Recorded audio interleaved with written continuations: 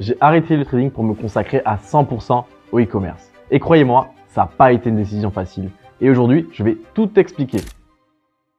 Pour ceux qui ne me connaissent pas, moi, c'est Geoffrey. Après 4 années en tant que trader, j'ai décidé de quitter cet univers instable où tout peut basculer en quelques secondes pour construire quelque chose de concret et durable. Cette décision a changé ma vie et elle pourrait aussi changer la tienne. Comme la plupart des gens, j'ai toujours voulu gagner un maximum d'argent. Et quand tu fais une école de commerce, les métiers qui payent le plus sont aux banques. Et de fil en aiguille, j'ai découvert le trading. C'était presque comme une révélation. Je vous mens pas, je croyais que j'allais devenir riche en quelques mois. J'ai regardé le film Loup de Wall Street, les soirées, Miami, Lamborghini. Je m'y voyais déjà tout simplement. Spoiler, ça s'est pas du tout passé comme ça. Ce qui m'a tout de suite attiré dans le trading, c'est de pouvoir travailler d'où je veux dans le monde et surtout d'être mon propre patron, de ne dépendre de personne et de rendre compte à personne. Et du coup, je m'y suis mis à fond. J'ai même fait mes études là-dedans. À la fin de mon Master 2 en trading, j'avais généré assez d'argent pour pouvoir en vivre. Du coup, j'ai décidé de m'expatrier. J'ai commencé d'abord par le Mexique, avant enfin de poser mes valises une bonne fois pour toutes à Dubaï. Mais malgré tout ça, j'ai vite réalisé que le trading n'était pas aussi parfait que je l'imaginais.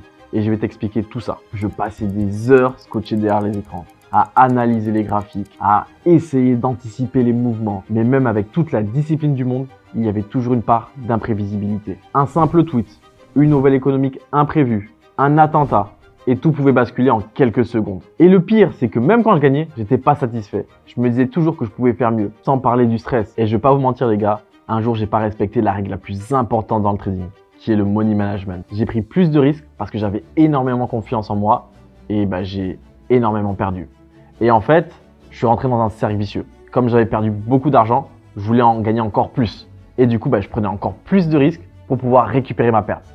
Ce qui fait qu'en 3 mois, j'ai perdu plus de 80% de mon capital. Pendant que mon capital n'arrêtait pas de couler, j'arrêtais pas de tomber sur les stories d'un ami que j'avais rencontré en banque. À l'époque, il me parlait d'e-commerce, mais je vous mens pas, moi j'étais focus dans le trading. Du coup, ça m'intéressait pas du tout. Je voulais vraiment percer dans le trading. Comme je vous l'ai dit, je me voyais déjà à Wall Street, avoir mon fonds d'investissement. Donc, j'étais focus. Et un jour, j'ai décidé de passer le cap. Je lui ai envoyé un message pour savoir comment il faisait en fait pour vivre à Miami, et être sous Lamborghini. Et il m'a expliqué qu'il était toujours à fond dans l'e-commerce. Et la chance que j'ai eue, c'était que son associé, c'était Marcus Lorenz. Du coup, j'ai commencé à m'intéresser petit à petit. Je suis passé à l'action. J'ai pris un coaching avec Marcus et j'ai commencé à faire quelques ventes.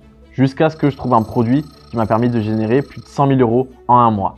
Et là, j'ai décidé de me consacrer à 100% au e-commerce. Et là, j'ai compris qu'on pouvait vraiment faire énormément d'argent avec ce business. Ce qui m'a tout de suite plu, c'est le fait de ne pas avoir à risquer énormément de capital. Une fois que j'avais trouvé mon produit, j'avais juste à investir en publicité. Et aujourd'hui, avec toutes mes boutiques, j'ai pu générer plus de 3 millions de chiffres d'affaires. Si je devais comparer ces deux business, en trading, on dit souvent que tu peux atteindre la liberté financière, mais en fait, tu n'es jamais libre. Les 3 critères qui m'ont poussé totalement à arrêter le trading et me focus à 100% en e-commerce sont premièrement, c'est le stress.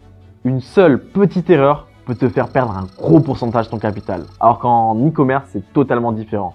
Alors oui, c'est un business, donc il y a forcément des risques. Sauf que tu peux pas te réveiller un matin et avoir perdu 100 000 € durant la nuit.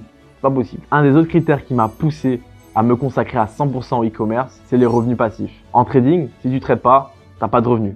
Tandis que si en e-commerce, tu arrives à faire tourner ta boutique, il y a pas mal de choses que tu peux automatiser pour réduire ton temps de travail et avoir entre guillemets un revenu passif. Alors tu auras toujours des choses à faire, mais tu peux vraiment déléguer énormément de choses. Et le dernier critère qui a fait pencher la balance, c'est le risque financier. Quand tu fais du trading, tu trades avec ton argent. Ça veut dire que si tu veux gagner plus, il y a 2 options. Soit tu trades avec plus de capitaux, soit tu prends plus de risques. Moi, j'ai pris plus de risques, ça va marcher. Alors qu'en e-commerce, c'est totalement différent. Déjà de 1, tu peux commencer avec très peu de capitaux, tandis qu'en trading, si vraiment tu veux générer de l'argent et pouvoir en vivre, il te faut un bon capital. Franchement, le trading m'a appris beaucoup de choses. Discipline, gestion du risque et persévérance. Mais au final, j'ai réalisé que ce n'était pas la voie qui allait me permettre d'atteindre mes objectifs. Après avoir généré plus de 3 millions d'euros, je peux dire que l'e-commerce m'a permis de construire un business durable. Je veux que vous sachiez une chose. Il n'y a pas de chemin tout tracé. Parfois, il faut tester, échouer, apprendre et surtout avoir le courage de changer de direction pour trouver ce qui vous correspond vraiment. Merci à tous ceux qui sont restés jusqu'au bout. N'oubliez pas de vous abonner et de liker et mettez-moi en commentaire ce que vous avez pensé de la vidéo ou votre plus grosse perte en trading.